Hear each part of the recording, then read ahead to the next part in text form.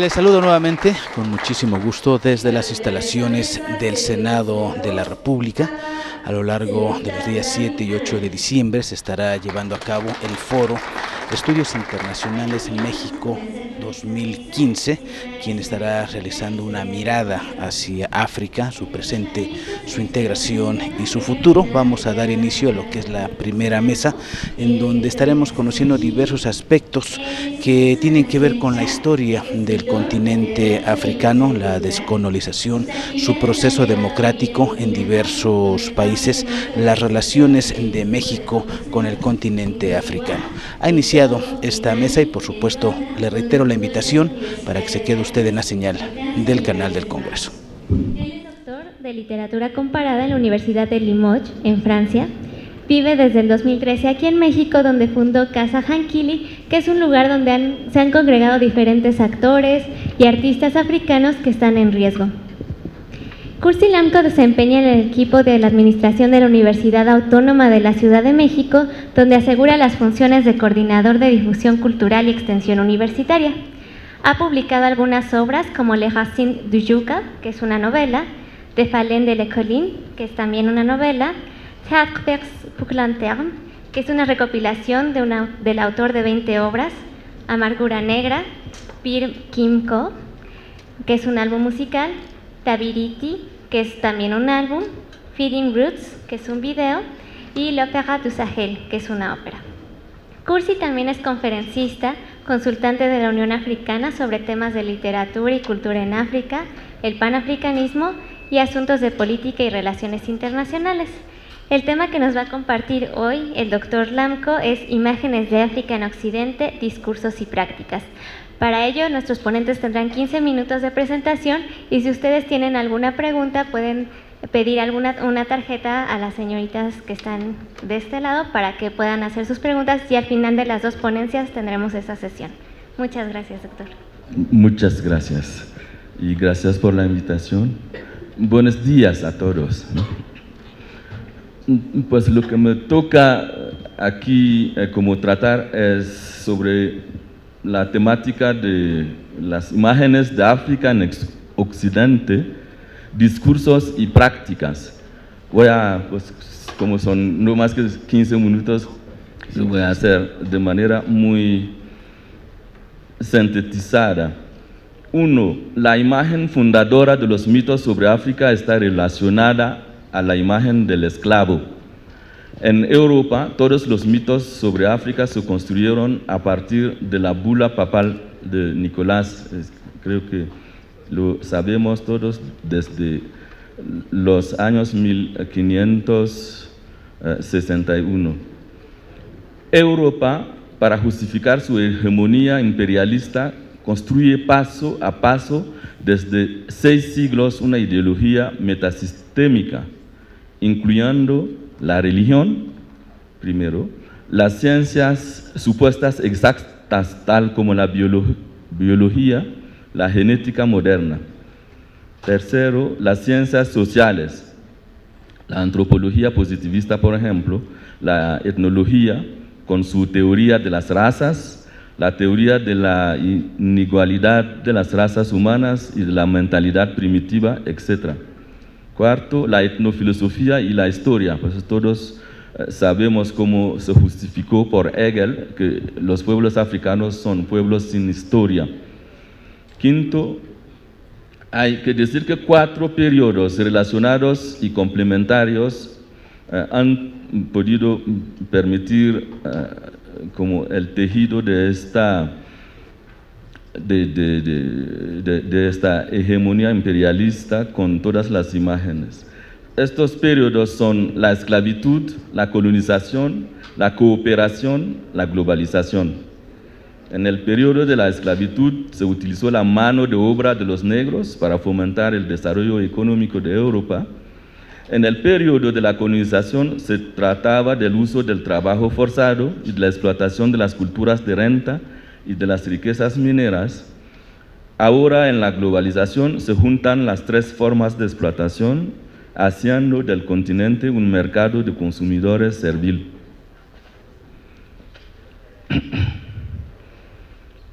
En la tercera parte quiero enfatizar sobre la idea también que hay una constancia a notar, es la necesidad de Europa, que realmente es un continente pobre, con condiciones climáticas muy difíciles.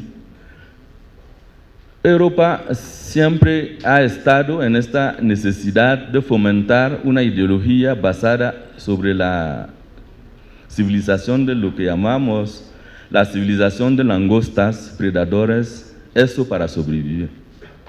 4. La construcción de la imagen del otro es parte de la estrategia de justificación y de educación a la permanencia de los tratos.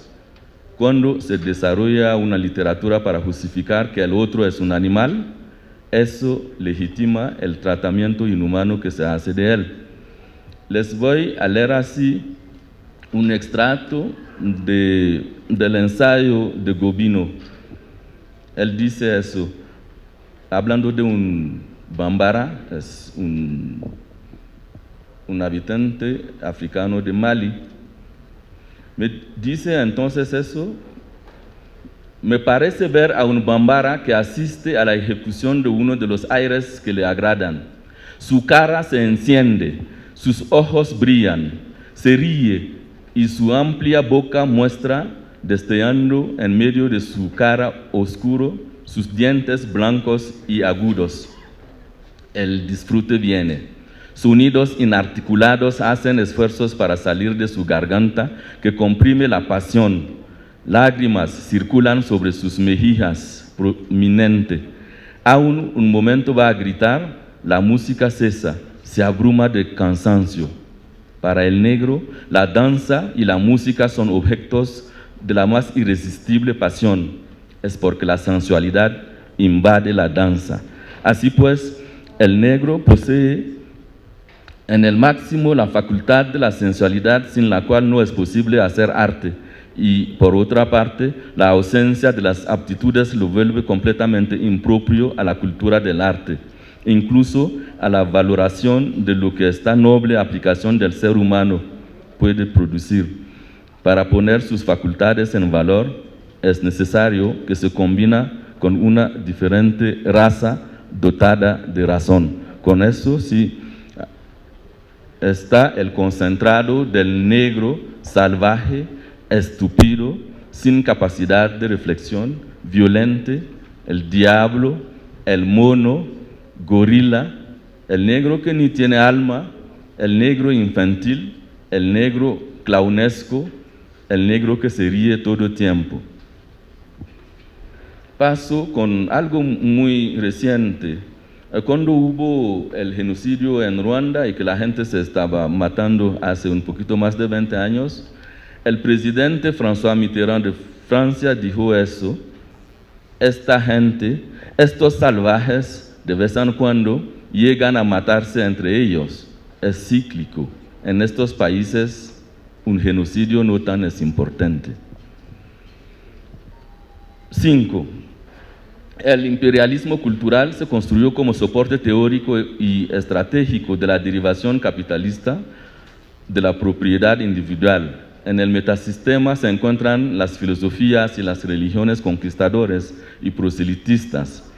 El terror físico exercido por la violencia destructiva contra las comunidades autóctonas está acompañado de un terrorismo intelectual y tiene como resultado la alienación ideológica de los conquistados. Es decir, los pueblos africanos colonizados continúan siendo víctimas de un complejo de inferioridad, habitados por el miedo de contradecir y desafiar. Así se establece la obediencia servil al gurú occidental. Voy en esta segunda parte, sí, todavía tengo 5 minutos, a hablar pues, citando un florilegio del profesor Théophile Obenga. Théophile Obenga descata unos mitos sobre lo que por fin Occidente ha desarrollado para desconstruir totalmente lo que es la humanidad y las capacidades de los africanos, sobre todo de los negros. Está el mito de Elam. por ejemplo, por el cual se dice que la civilización antigua de Egipto fue una réplica de la de Elam, y luego cuando se dieron cuenta que esta parte del Kurdistán, que se llama Elam, no ha tenido pirámides, no ha tenido ni escrituras jeroglíficas, ni momias, dejaron de seguir con el mito. El mito camítico-semítico. El mito del mundo jamítico-semítico, conocen todo lo que después de las explicaciones llegando de la Biblia, estas explicaciones que han como establecidos que los negros llegan de Cam y los hijos de Noé, creo, y que son pueblos con una maldición. El mito de los Sabean árabes, que parece que han habitado el territorio de Muana Mutapa en el Zimbabue actual, es que en esta parte se han descubierto edificios muy importantes en ruinas, pero siempre lo que dice Occidente es que este no ha podido ser una construcción de negros africanos y que hubo árabes en el lugar. Y puedo seguir citando como el mito de los navegadores de Cartagena, el mito de los saos, el mito de las huellas de gente de raza blanca, para llegar al mito del Eros negro. El Eros negro es como el estándar de la sexualidad negra, llena de lujuria desbordante, bestialidad excesiva, con características innatas, patológicas, y bueno, pues se cuenta así como algo muy chistoso, ¿no? Del falo de los negros, que es enorme y que es parte de lo que sí se busca para la mujer blanca. Y estas consideraciones han conducido al emérito profesor Cuvier y sus investigadores a analizar a Sarchi, la Venus Hotentote. Creo que hace como 2 años hubo una película muy interesante sobre la Venus Hotentote, que es una africana de Sudáfrica que llevaron en Europa y que por fin, por su anatomía, decidieron, después de haberla así paseada como una bestia en los mercados y todo, pues decidieron analizarla y la trincharon su cuerpo, guardaron su cuerpo durante docenas de años en el Museo del Hombre para supuestos análisis científicos, porque veían que tenía en su anatomía algo un poco raro, hasta que hace pocos años Sudáfrica independiente pidió el regreso de su cuerpo para hacer un entierro decente en Sudáfrica. El mito de la etnofilosofía, que intentó establecer que los negros no tienen filosofía ni sistemas de pensamiento específico. El mito del fetichismo animista negro africano. Nosotros sí tenemos bosques donde viven espíritus, grutas poseadas con fuerzas vitales que residan fuera del humano, brujos, oficiantes diabólicos. El mito de la inmovilidad de las temporalidades en las sociedades africanas. Se piensa que son sociedades que no pueden ser evolutivas, son estáticas, reproduciendo los mismos gestos sin iniciativas para el cambio innovador. Pues entienden en lo que estoy diciendo una parte del discurso de Sarkozy en Dakar. El mito de la misión civilizadora de Europa, es decir, que si el negro todavía está en una zona de evolución, se necesita que los europeos lleguen para civilizarlo, porque si no se hace, no se aporta a esta gente pobre de lo que es el sentido del pensamiento, nunca van a evolucionar. Y así hablo de los mitos actuales sobre África. Hablaré del afropesimismo, esta imagen más extendida con respecto a África, en el cual se piensa que es el continente del hambre, de la enfermedad, de la miseria y que es necesario a toda costa asistir, lo que justifica a los ONGs. La imagen de un continente donde reina la violencia, y creo que las imágenes que llegan hasta aquí por los medios son imágenes de violencia. Nunca se presenta a África de manera positiva. La imagen del africano, pues nutrida por lo que es el afropesimismo, que es el del africano corrupto, de los dirigentes africanos corruptos, que se necesita estar apoyando o sobre los cuales de las sesiones se tiene que aplicar los planes económicos o los planes de reestructuración para que se llegue a tener una gestión correcta. Es también la imagen del africano miserabilista, es este que hace que nunca algo que viene de África puede ser algo que tenga un valor. Y el miserabilismo es por fin fuente de un discurso matador, porque los africanos ellos mismos llegan al odio de sí mismos, un alterocidio. El mito de la democracia. Se trata de siglos de manipulación de la historia, pero también hoy, en el día África con su relación en el mundo.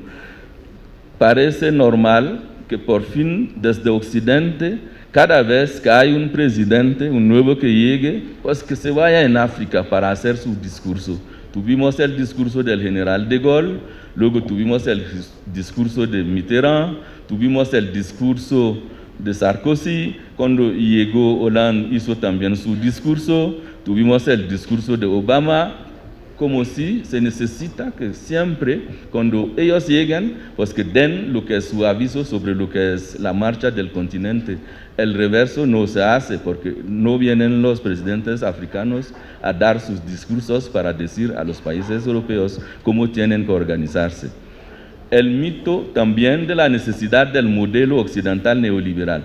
Se nos está vendiendo como la única vía de desarrollo económico, con la imposición de modelos de organización, planes, programas de ajustes estructurales, con inversiones del Banco Mundial y del Fondo Monetario Internacional, con lo que se está siempre imponiendo como la necesidad de cooperación bilateral, con préstamos de dinero, cuyo dinero sabemos de toda manera que es dinero que pertenece a los africanos mismos, porque sabemos que se guardan por lo que son los países africanos de la zona franco, se guarda 65% de los productos de las exportaciones en los bancos en Europa, y luego nos prestan eso y siguen teniendo los intereses sobre nuestro dinero, y así sigue el mito de este modelo. El mito del universalismo de las culturas, la globalización, que es un hecho en sí mismo, pero el globalismo que por fin también nos impone una cultura que debe de ser una cultura apoyada con los cánones que sean estéticas o artísticas o de la educación llegando de Europa. Y eso con la idea de que lo que siempre he estado como por fin ateando desde más de 5 siglos, las relaciones, con la idea de que nunca hemos tenido culturas, realmente no hemos tenido lenguas escritas, entonces somos continente de la oralidad. Entonces todo lo que viene de Europa por el europeocentrismo es lo que nosotros tenemos que estar aceptando, hasta en la educación, hasta en los cánones artísticos y culturales. Nuestras máscaras, que fueron los instrumentos del diablo, por fin son las máscaras que se encuentran en museos en Europa. Es decir, que siempre, cada vez que hay la posibilidad de desconstruir o de despreciar lo que nosotros tenemos en África, uno tiene que estar pensando que si lo están despreciando es porque lo quieren llevar, porque cuando lo tienen ellos, lo dan un valor económico. Este es parte de, de los mitos, por fin. El mito de la cooperación, ¿todavía o ya me paro? 2 minutos. El mito de la cooperación. El uso de la imagen del sujeto como objeto de mercancía o de estrategia de colaboración. Por ejemplo, de África se habla muy bien de los deportistas, porque sí tienen la fuerza, tienen todo esto, pero por fin aun cuando se presenta de manera positiva algo que viene de África, es para buscar cómo se va a estar utilizando por lo que es la mercancía, lo que es la estrategia de venta. Los intelectuales y escritores inmigrados es también parte del mito, y que sí, cuando ellos ayudan, reciben el exilio, es para que esta gente sea parte de la colaboración. Así se ponen a insultar a sus presidentes, a criticar de manera negativa a sus países y a despreciar lo que son ellos mismos, lo que es parte sí, de esta afropesimismo y del odio de sí mismo. Este odio va más allá de problemas de salud público, es decir, vemos en nuestras ciudades en África mujeres que ya no se aceptan como tal, es decir, que pasan su piel por el ácido para volverse un poco más blanca, porque ser negro ya lo han integrado como algo muy avergonzado. Vemos mujeres que sí tienen vergüenza de sus cabellos, entonces hay que pasar, como decirlo, medicamentos o no sé qué para que sean lazos, ¿no? Porque no les da satisfacción. Y acabaré así diciendo, y no vamos a ver todo lo que se preparó como imágenes, pero diciendo por fin que nosotros en Casa Hankili África es una pequeñita casa. La idea de abrir y de mantener una casa en México, en una ciudad en donde se encuentran tan pocos africanos, es más que cumplir con un sueño de un empresario cultural promoviendo un proyecto cultural exótico o un changaro turístico con ventanas abiertas sobre África. Pero se trata de un seguimiento de una historia de vida en la cual decidimos estar para desconstruir todos estos mitos con nuestras conferencias, para que nuestros jóvenes estudiantes mexicanos nos entienden nosotros como africanos mejor que lo que por fin está en bibliotecas y lo que se vehicula por lo que es la antropología positivista en las universidades. Y es importante como hacerlo aquí, muy lejos sí, del continente, pero pensamos que haciéndolo podemos tejer relaciones que nos permiten con los mexicanos fortalecer nuestros rangos. Y así como me voy a parar por aquí porque sí me están ya llamando la atención. No sé si hay 2 minutos para pasar rápidamente estas imágenes, si no, al fin sí se puede. Muchas gracias por su atención. Agradecemos al doctor Lamco por sus aportaciones, no solamente culturales y a veces también, como él nos comentaba, no solamente el ideario que nosotros tenemos como una cultura occidental de África, sino ellos mismos cómo van construyendo esta identidad, ¿no? Y a través de la globalización cómo ha ido cambiando. A continuación vamos a tener al señor Luis Alberto Barreto Figueiredo Perdigão. Él es ministro consejero de Asuntos Políticos de la Embajada de Angola aquí en México y nos va a presentar una breve reseña acerca de las relaciones entre México y Angola durante el siglo XXI. Le damos la palabra. Muchas gracias. Gracias. Excelentísima senadora Margarita Flores, presidente de la Comisión Relaciones África del Senado África. excelentísimo senador Ernesto Cordero, secretario de la Comisión, embajadora María Carmen Oteña Muñoz, directora general, Dirección General África de Relaciones Exteriores. Bueno, voy a hacer una intervención, voy a intentar hacer en español, espero que me entienda. Muchas gracias. La política de los Estados Unidos mexicanos en un contexto internacional fue establecida en el artículo 89, fracción 10 de la Constitución Política, remontando al nacimiento de un México libre. Algunos de sus principios más importantes incluyen la autodeterminación de los pueblos, la no intervención, la resolución pacífica de los conflictos, la prohibición del uso de la fuerza en las relaciones internacionales, la igualdad jurídica de los estados, la cooperación internacional para el desarrollo y la lucha por la paz y seguridad. Desde su independencia, las relaciones exteriores han sido direccionadas principalmente para los Estados Unidos de América, su principal socio comercial, y con países históricamente ligados a América Latina y el Caribe. En relación al continente africano, las autoridades han dado evidencia de la necesidad de profundización de relación con el continente, eso suscrito por el presidente Enrique Peña Nieto durante su intervención el 2 de septiembre del año en curso, en la presentación del tercer informe de su gobierno.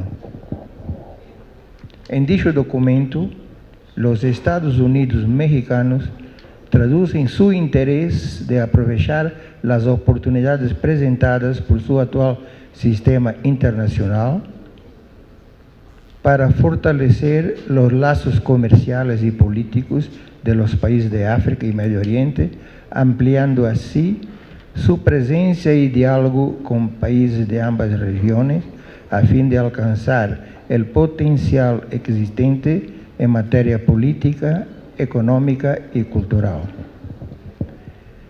El tercer informe del gobierno contiene 616 páginas, en las cuales se dedica un tercio de su contenido al tema México próspero, agrupando, entre otros, la cuestión del desarrollo económico, en donde se destacan los contextos económicos internacional, nacional, reforma energética, inversiones, etc. Sobre la relación México-Angola, resumiendo, diré que la República de Angola, localizada en la costa sudoeste del continente africano, hace frontera al norte y nordeste con la República Democrática del Congo y la República del Congo, al sur con Namibia y al este con Zambia. Nuestra capital es Luanda. Tiene una superficie de 1.246.700 kilómetros cuadrados, con una extensión de fronteras de 1.600 kilómetros por el mar, con 4.837 por la tierra, 17 millones de habitantes, tiene 18 provincias, se habla el portugués, que es el idioma oficial, pero tenemos 60 dialectos como Umbundu, Kimbundu, Kikongo, Ovando, etc. La moneda es el Kwanza. El PIB 8.1.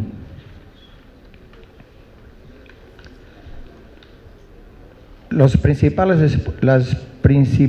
exportaciones serán petróleo, diamantes, minería, madera, café, gas, pescado y níquel, que principalmente van para China, Estados Unidos, India, Taiwán y Canadá.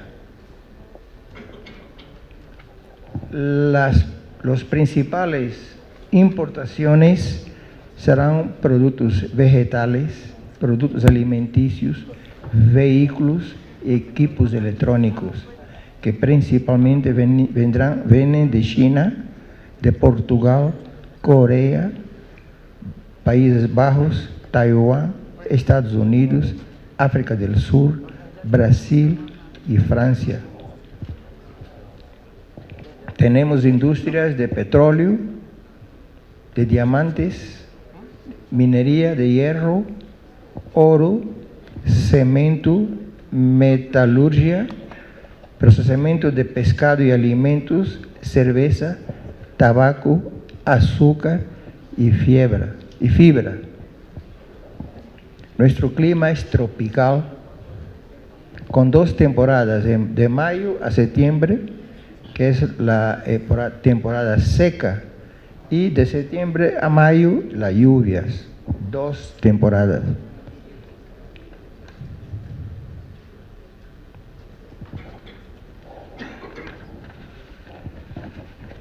Angola es un país joven históricamente y que estuvo con más de 500 años colonizado por Portugal. Logró alcanzar su independencia en 1975. El 4 de febrero de 1960 dio inicio a la lucha armada de liberación con participación de los movimientos de liberación. Eran 3: MPLA, FNLA y UNITA. Tuvimos el primer presidente, que era el doctor Agostinho Neto, en 1975, que declaró la independencia de Angola. Las relaciones bilaterales entre los Estados Unidos mexicanos y la República de Angola existen desde 1976, año en que México se convirtió en el 6º país en reconocer la independencia de Angola. 6º país. A pesar de haber conquistado su independencia, el país tardó algunos años más para alcanzar tan deseada paz, pues los partidos se involucraron nuevamente con una lucha de poder que se prolongó por años. Finalmente Angola consigue la paz definitiva y es ahora, en la actualidad, que se denota que con el proceso dinámico de reconstrucción y desarrollo por el que el país está pasando. Es decir, todos los sectores de la economía angoleña, así como de infraestructura, se están revitalizando y mejorando día con día.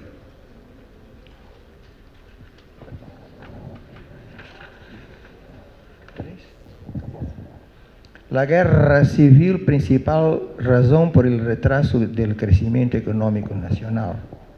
Actualmente Angola está experimentando el boom económico, progresando aceleradamente pese a la crisis económica mundial y de los importantes retos que conlleva para el desarrollo. A pesar de ello, es un país que ha presentado impresionantes tasas de crecimiento durante el periodo entre 2000 y 2010, en el cual creció en un promedio de 11.1% anual. Este fenómeno debió a un principio de los elevados precios de petróleo. El gobierno apuesta cada vez más en una fuerte diversificación de las áreas económicas, como la manufacturera, agrícola, minería y turística. En el ámbito de las relaciones de cooperación existentes entre los países, se subraya la importancia de la visita a México del señor ministro de Economía de la República de Angola en agosto pasado, dentro del refuerzo de las relaciones de cooperación económica y empresarial entre dichos países, teniendo como motivo realizar varios encuentros con los sectores de la economía local. Son animadoras perspectivas de cooperación entre esos dos países, particularmente si se considera que son señales de redefinición de la política externa de México en relación al continente africano, particularmente Angola, traducidos en lo siguiente: intereses de profundizar las relaciones con África, manifestado por estas autoridades mexicanas durante los encuentros con el grupo de embajadores africanos en que asume el decano Angola. Intereses de la comunidad empresarial mexicana, de acuerdo con cita afectada a la visita a esta embajada de Angola, con altos ejecutivos de la Dirección General Internacional del Consejo Empresarial Mexicano, del Consejo Exterior, Inversiones y Tecnología. Sobre el turismo, Angola es un país bendecido por la naturaleza. Su riqueza es impresionante, con una gran variedad de paisajes, una cultura dinámica y cautivante, además de gente amigable y hospitalaria, que hacen de este país que valga la pena descubrir. Angola es un diamante en bruto, ya que posee un potencial inimaginable.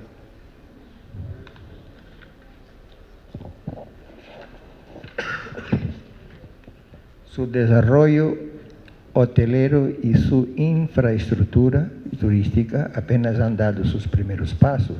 Angola puede presumir de reunir dentro de su territorio una diversidad de paisajes y climas, playas paradisíacas, sierras, bosques tropicales, desierto, entre otros.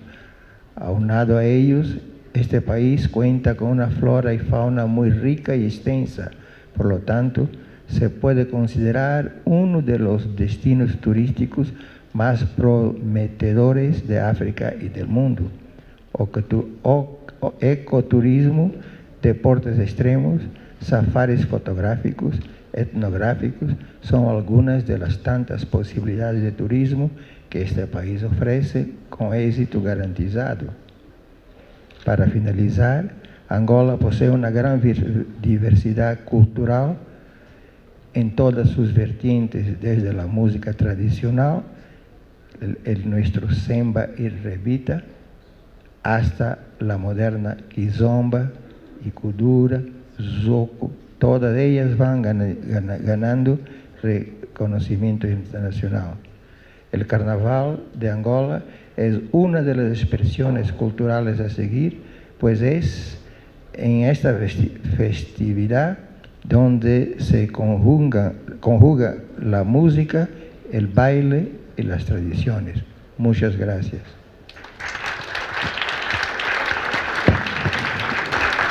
Le damos gracias al señor Luis Alberto.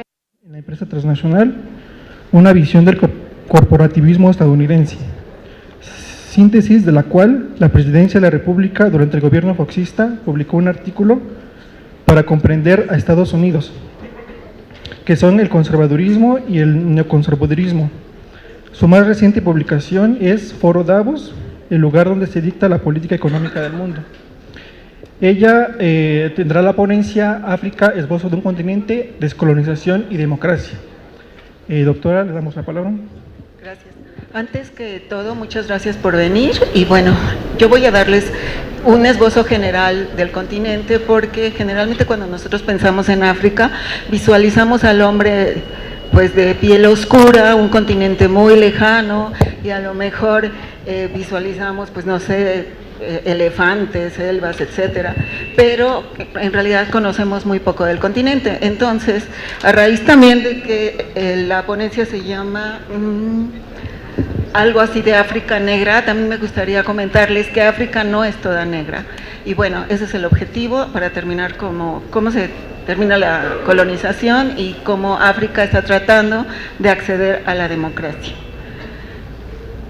Y bueno, ¿qué sabemos de África? África cuenta con innumerables recursos y lógicamente muchos de ellos declarados patrimonios de la humanidad por parte de la UNESCO. No solamente tiene ruinas arqueológicas, sino también hay algunas reservas de la biosfera que se conservan. Generalmente, cuando nosotros aprendimos historia universal cuando éramos pequeños, lo único que nos platicaban de África era sobre Egipto. ¿Por qué? Porque bueno, lógicamente todo el mundo sabemos que las grandes civilizaciones emergen donde hay ríos y agua. Y recordemos que cuando teníamos nuestras lecciones, ¿sí se escucha?, de historia universal, de repente nos hablaban de Mesopotamia, de Babilonia, de Egipto. Bueno, pues sí, era donde surgieron las grandes civilizaciones del creciente fértil. Y algo muy importante de la civilización egipcia es que lógicamente tiene un gran río que le da vida, que es el río Nilo. Pero África es más que Egipto y ahorita lo vamos a ver. Primeramente lo que debemos saber. Nosotros como mexicanos debemos estar interesados en el continente porque África es nuestra tercera raíz. Nuestra primera raíz son las raíces prehispánicas, los indígenas que estaban establecidos antes de la llegada de los españoles. Nuestra segunda raíz viene siendo lógicamente los españoles y la tercera raíz es la raíz africana, que a raíz del fenómeno de la esclavitud muchos de estos habitantes del continente tuvieron que llegar a nuestra tierra y tenemos varios vestigios de ellos por ejemplo en Veracruz, en algunas costas en Oaxaca por ejemplo y en algunos otros lugares. También algo que debemos saber del continente y que es muy importante es que es la cuna de la humanidad. A diferencia de esa visión eurocentrista hegeliana en que veía al africano como el incivilizado y pues jamás se imaginaron que la historia se construye y se va construyendo día a día, pues África fuera la cuna del hombre, ¿no? Regresando a sus vestigios antiguos, lógicamente lo que se conocía en esta época era lo que se conoce como el Magreb, ¿no? ¿Por qué? Por su colindancia con el Mediterráneo. Entonces, por ejemplo, en Libia, que es la segunda imagen que tenemos aquí presente, bueno, pues ahí tuvieron importancia en determinado momento los romanos. Recuerden que nosotros sabemos mucho de Egipto gracias a que Alejandro Magno, uno de sus descendientes, uno de sus generales tiene como descendiente a Cleopatra. Entonces vamos conociendo un poco de África, pero siempre el norte. De hecho, a África antes se le llamaba Cartago, ¿no? Precisamente por las guerras entre Roma y Cartago. Algo también muy importante que debemos saber es que el cristianismo es una de las religiones muy importantes que existen en África. La primordial, lógicamente, es el animismo, este respeto a la naturaleza, a los animales, a la vegetación, a la vida misma, ¿no? ¿Por qué? Porque nuestras comunidades antiguas, y no solamente me estoy refiriendo a las africanas, sino también a las del México antiguo, pues tenían un gran respeto por los recursos naturales, no veían a estos recursos como para explotarlos, sino más que nada para agradecerles porque gracias a ellos teníamos sustento. Entonces, el animismo es la principal religión de África, aunque no está tan reconocida, pero sí actualmente se practica.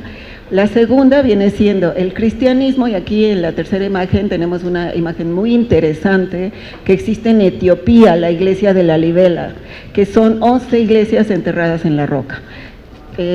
Se dice que el Arca de la Alianza dicen los etíopes, que está en algún lugar de Etiopía. Y bueno, voy a cerrar con esta universidad coránica que está en Mali, en Timbuktu. Es muy importante esto porque el Islam luego es satanizado y de repente como que solamente pensamos en el Islam como el yihad, o la lucha o la conquista de las tierras, pero el Islam es algo más. Esta universidad es muy importante porque así como la universidad moderna surgió en las catedrales, en la Europa antigua, en plena Edad Media, también en África existía en Mali una universidad que se llama Timbuktu. Y Timbuktu no solamente era un centro religioso, que era el equivalente a las catedrales en Europa, aquí sería la mezquita para la adoración de Alá, pero también en esta desempeñaba el cargo de universidad y como tal, en plena Edad Media se practicaban operaciones de cataratas en los ojos. Entonces estamos hablando de un avance muy importante y no debemos olvidar que nosotros como mexicanos, bueno, nosotros también muchos de nuestro vocabulario son de herencia árabe, ¿no? Todo lo que empieza con el prefijo algodón, alaraca, etcétera, pues bueno, se lo debemos a la lengua árabe. Y bueno, aquí me voy a detener porque como lo que comentaba, África para estudiarla no es toda África negra. África la podemos estudiar de diferentes formas. La más simple es esta que les estoy poniendo. En donde tenemos la primera línea, que es el norte del desierto del Sahara, se conoce como África árabe o África mediterránea. Después viene el Sahara y es lo que se conoce como el África negra o África subsahariana. En esta parte es muy importante porque la mayoría de los países del continente se concentran aquí y desafortunadamente con un grado altísimo de pobreza. Y al sur del continente está África blanca o África austral, de la cual Sudáfrica forma parte. Cuando nosotros vimos este evento que les encanta a ustedes los hombres, ¿cómo se llama? El Mundial de Fútbol, ¿no? Fue Sudáfrica, la sede. Y entonces pasaba el comercial de que Sudáfrica, esto es África, no, este es un país de África, pero África no es Sudáfrica. Entonces vale hacer la aclaración. Son 3 partes grandes en las que podemos dividir el continente. Y bueno, ¿qué son los datos que debemos de conocer previos a la colonización, antes de la llegada de los europeos? Bueno, como les comenté anteriormente, en la segunda imagen vemos una imagen de adorando a algo. ¿Qué se adora? Se adora la naturaleza, se adora la tierra. ¿Por qué? Porque la tierra da sustento, porque es donde ponemos a nuestros ancestros. Cuando nosotros, los africanos, para comunicarse con sus ancestros, un medio muy importante es la tierra, donde los enterraron, donde pueden tener comunión con ellos, donde les pueden platicar sus problemas. Eso es algo muy importante, ¿no? La adoración a la naturaleza. Y es algo que se está rescatando. Por ejemplo, esta semana, que acaba de concluir, la semana pasada, recordemos que hubo una cumbre sobre el cambio climático en París. Nosotros, como civilización moderna, empezamos a preocuparnos por cuidar el medio ambiente en la década de los 70, cuando culturas ancestrales siempre lo han hecho, ¿no? También algo muy importante es que ellos tenían un sentido de comunidad, de colectividad. ¿Qué quiere decir esto? Que la familia no era, la familia no solo estaba contemplada como nosotros la hacemos en Occidente, del padre, la madre y los hijos, sino la familia es extensiva. ¿Sí? Hay un autor muy interesante que se llama Richard Kapuscinski, que escribe un libro que se llama Ébano, ¿no? Y en este libro nos empieza a platicar acerca de la independencia de Ghana, que es el primer país al que se le da la independencia. ¿Y qué nos dice? Que de repente, pues, y en forma de anécdota, hay un africano que va corriendo y dice, pues es que me establezco y de repente llega toda la familia, que son los tíos, los primos, los abuelos. Entonces, este sentido de comunidad y del núcleo familiar no es la familia occidental como nosotros la conocemos, sino se hace extensiva precisamente por este sentido de comunidad. Regresando a la tierra lógicamente, si era tan respetada, no era propiedad privada, era propiedad comunal. O sea, todo mundo teníamos derecho a ella. Entonces era una sociedad que no se caracterizaba por un poder individualizado, sino comunal, en que todo el mundo compartíamos.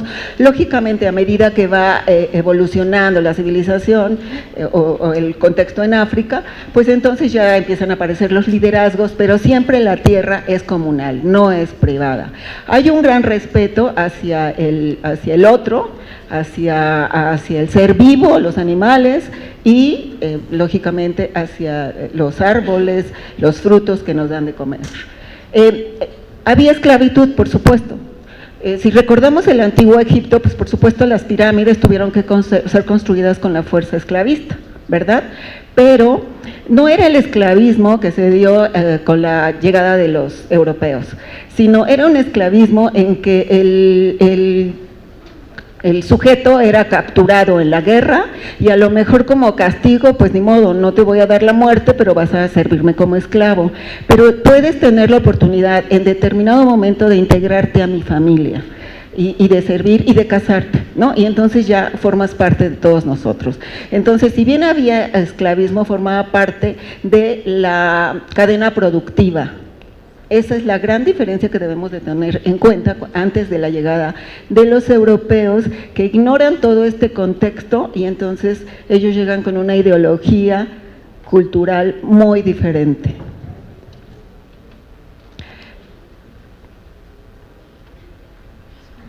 ¿Qué pasa? Llegan los europeos en un primer momento, mejor nos regresamos a la otra, Lalito, ligeramente. En un primer momento, por el Tratado de Tordesillas, pues se divide al continente y entonces, ¿qué se le dice? Las dos grandes potencias son España y Portugal. Entonces, España, tú vas a tener acceso al mundo, pero te vas a encargar de conquistar Occidente o de conocer nuevas tierras. Y tú, Portugal, te vas a encargar de Oriente. Entonces, gracias a los portugueses, nosotros sabemos mucho del continente. Pero antes de la llegada de Portugal, llega el Islam. El Islam es muy importante porque es el que nos permite conocer un poco más de cómo vive la gente de estas tierras, ¿no? Y entonces, lógicamente, llega el Islam y bueno, sí islamiza, pero la gran diferencia con las guerras que luego se dan por religión es que el Islam, si no aceptas convertirte al Islam, bueno, pues entonces me vas a tener que pagar un tributo y a cambio de ese tributo yo voy a permitir que vivas en paz. Y esto lo podemos ver muy claramente cuando recordemos que la península ibérica, específicamente España, el último baluarte del Islam cae en 1492, ¿no? Y entonces la ciudad que cae es Granada y la sultana, y me parece interesante decirlo como anécdota, le dice a su hijo: llora como mujer por lo que no supiste defender como hombre. Entonces, el Islam estuvo en España mucho tiempo, de ahí que nosotros tengamos algunas palabras árabes, y convivían en paz cristianos, árabes y los musulmanes. Entonces, bueno, pues sí, o sea, te dejo desempeñar tu religión, me vas a tener que pagar cierto tributo, pero puedes vivir, ¿no? ¿Qué pasa? Cuando ocurre lo del Tratado de Tordesillas, que se divide el mundo, pues entonces Portugal empieza a circunnavegar el continente africano, pero buscando un camino a las Indias. Entonces circunnavega el continente y nada más va a establecer pequeñas factorías, pero en las orillas, ¿sí? No entra al interior del continente, simple y sencillamente en las factorías, porque está buscando un camino hacia las Indias. ¿Sí, Lalito? Y bueno, es bajo ese contexto que primero llega Portugal y después evoluciona la política económica del mundo, la economía política, y entonces el mercantilismo empieza a ponerse de moda. ¿Y qué pasa? El contexto en el que llegan los europeos es el siguiente. Recordemos que en 1776 Adam Smith publica su gran libro de economía, La riqueza de las naciones, en que dice que todo se lo tenemos que dejar a libre mercado, ¿sí? Y lógicamente ya aparece la propiedad privada.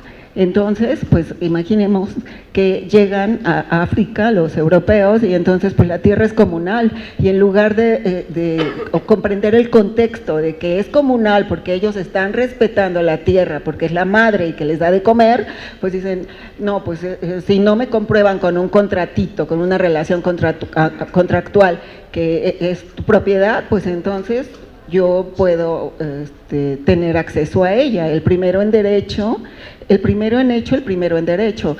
En este tipo de relaciones contractuales que principalmente Francia y Gran Bretaña tuvieron que presentar a las potencias europeas, Gran Bretaña firmó aproximadamente 380 y tantos contratos para tener acceso a las tierras africanas y Francia 200 y fracción.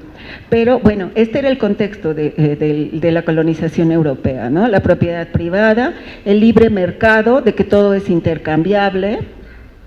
Lógicamente también en su ideología piensan, bueno, si tienen tanta tierra y no la aprovechan, pues quiere decir que no les gusta trabajar, y si no les gusta trabajar, pues no van a ser exitosos. Entonces cambia esta mentalidad y empieza a surgir este individualismo que hasta la fecha del día de hoy, luego nos quejamos de por qué está el mundo como está, pues es precisamente porque hemos olvidado este sentimiento de solidaridad. Entonces instrumentan este imperialismo cultural y bueno, ¿cómo va? Imaginémonos nada más por un momento que llegan los europeos a África y de repente pues la tierra pues está aparentemente no es de nadie, y ¿cómo voy a decirle al de enfrente? Oye, pues a ver, préstame la tierra para explotarla, etcétera, y pues fírmame este contratito. ¿Por medio de quién? Pues por medio de aquellos africanos islamizados que les servían de intérpretes. Y entonces firmaban el contrato y pues ya, es propiedad privada, ¿no? Y es lo que comenta, aquí me gustó poner una foto de Eduardo Galeano, él tiene un libro muy interesante que se llama Las venas abiertas de América Latina.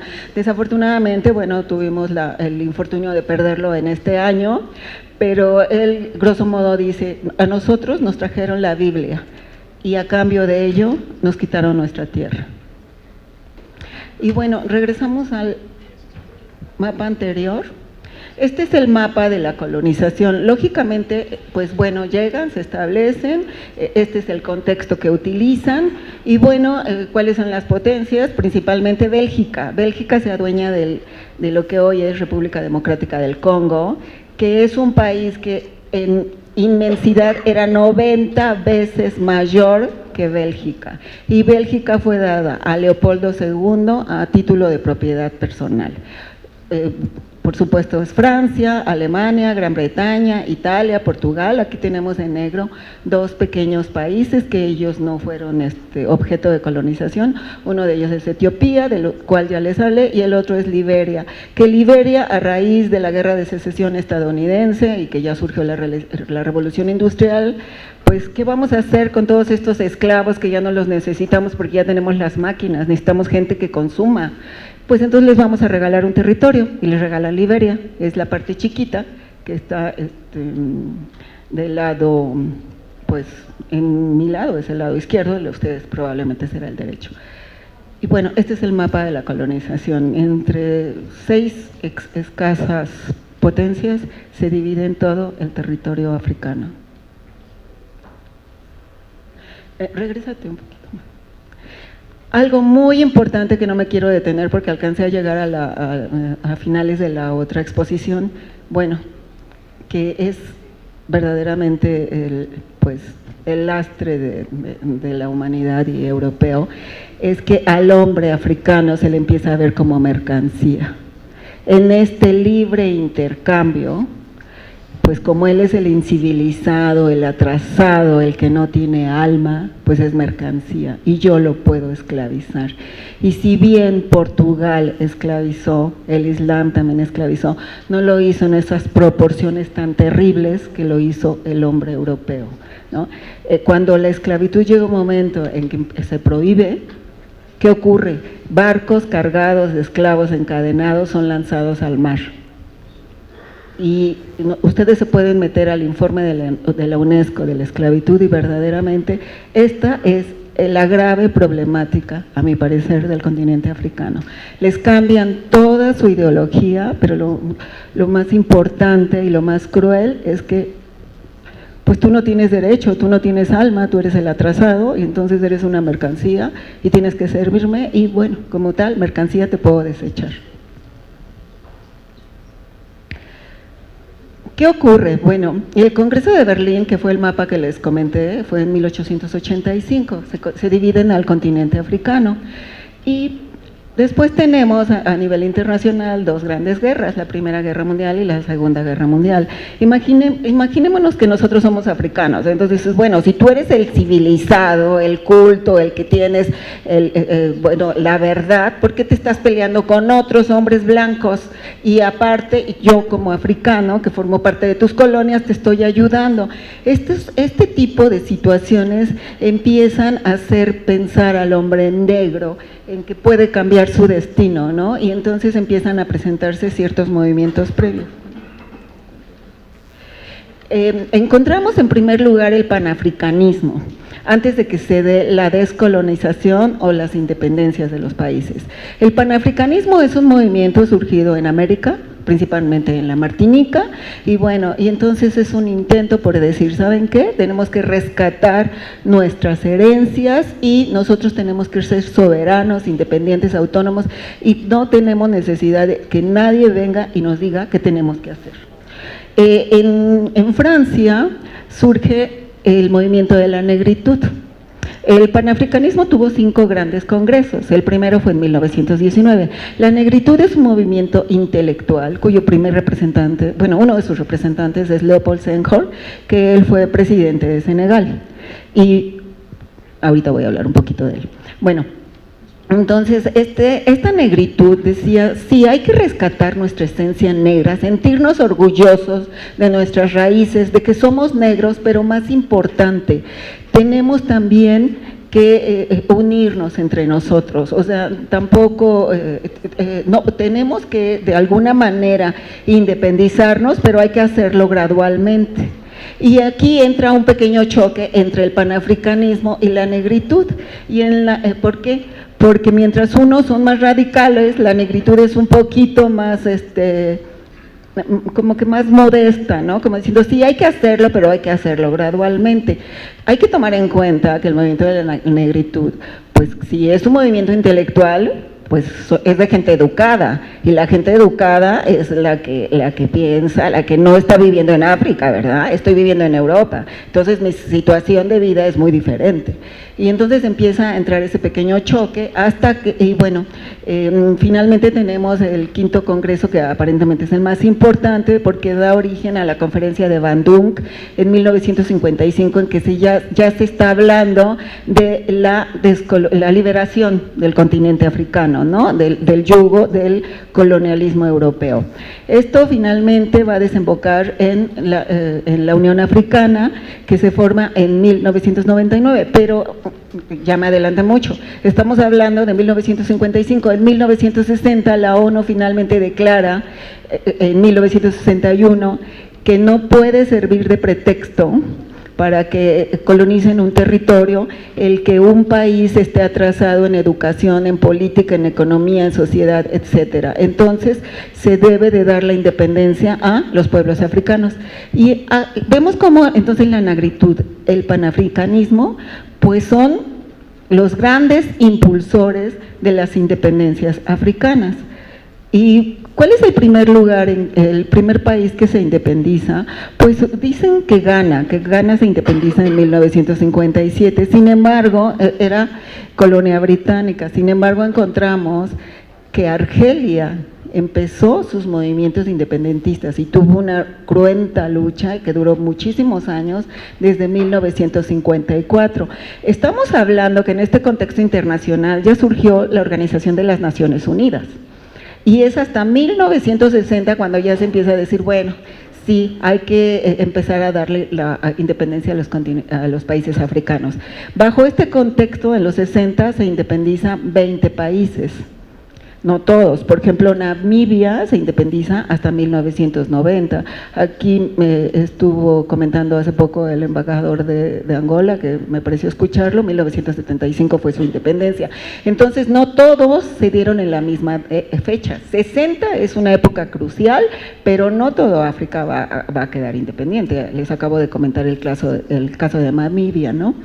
Y bueno, y por ejemplo, Sudáfrica, tristemente, pues es un país independiente, pero tiene una práctica de segregación racial que desafortunadamente vamos a ver que termina hasta, tiene que caer el muro de Berlín, tiene que desintegrarse la Unión Soviética para que, bueno, pues entonces Nelson Mandela sea liberado y entonces ya en ese país se esté hablando de votaciones libres y bueno, y en que ya estas 317 prohibiciones del apartheid que duraron de 1948 a 1990, pues sean hechas a un lado, ¿no? Y entonces, de ahí que podamos comprender por qué, a pesar de que se les da la independencia, de alguna manera, pues no son del todo autónomos estos países.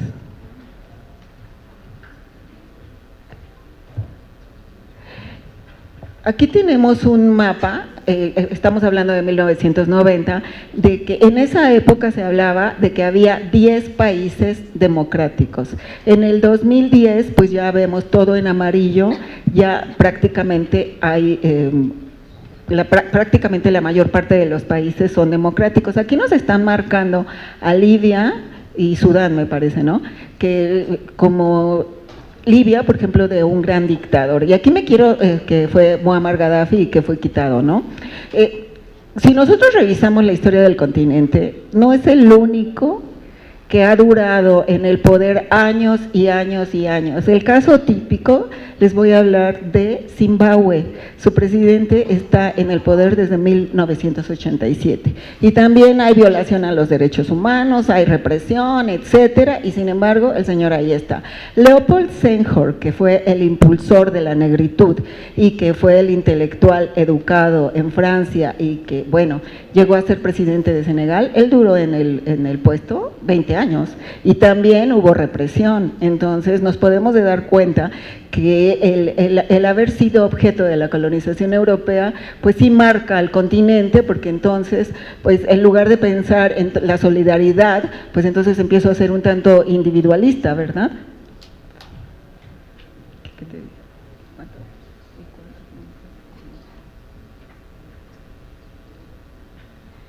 Entonces, bueno, aquí tenemos la lista de países democráticos. Algo muy importante, les comenté que previo a la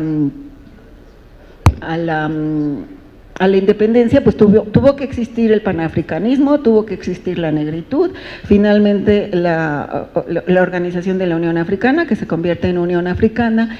Pero hay una organización que acaba de surgir recientemente, que es la NEPAD, surge en 2001, es la nueva Asociación Económica para el Desarrollo de África. Esta organización es muy importante porque de alguna manera la sociedad internacional se ha dado cuenta de la grave problemática de África con estas dictaduras, niños soldados, conflictos tribales, etcétera. Entonces dicen, bueno, ok, te voy a apoyar, pero a cambio te voy a pedir que tengas gobiernos democráticos, ¿no?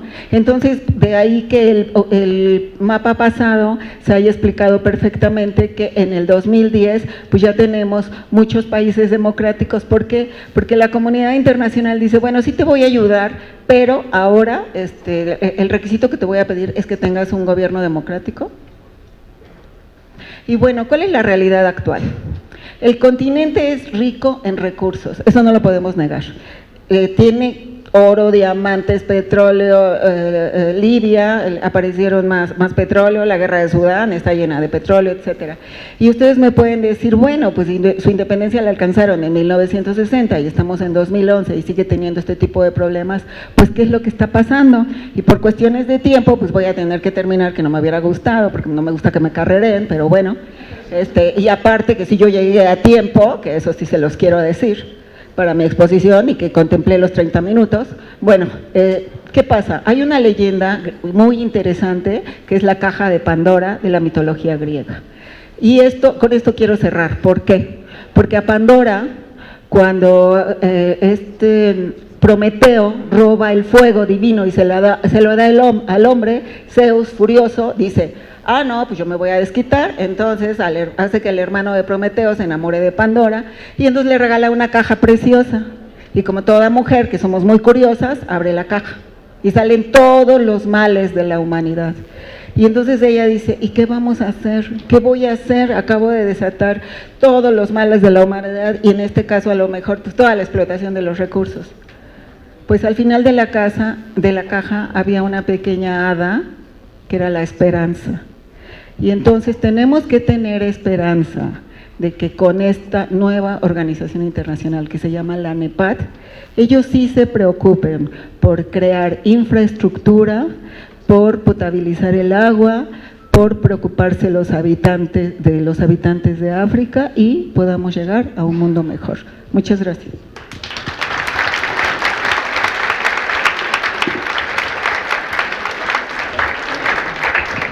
La doctora nos acaba de dar un breve esbozo de varias cuestiones que son muy importantes para África, como habló cuestiones de religión, cuestiones culturales, geográficos, los movimientos de independencia y algunas cuestiones de esclavitud.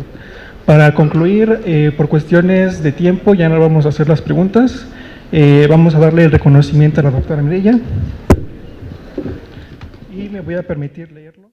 Esta fue la primera mesa del foro que se estará realizando en el Senado de la República en relación con una mirada hacia África, el presente, su integración y sus perspectivas de futuro, un esbozo muy breve de la historia africana, en donde se señaló específicamente que la historia a lo largo de estos años está llena de mitos creados principalmente desde el continente europeo en este proceso de colonización y esclavitud que ha vivido el continente africano durante siglos.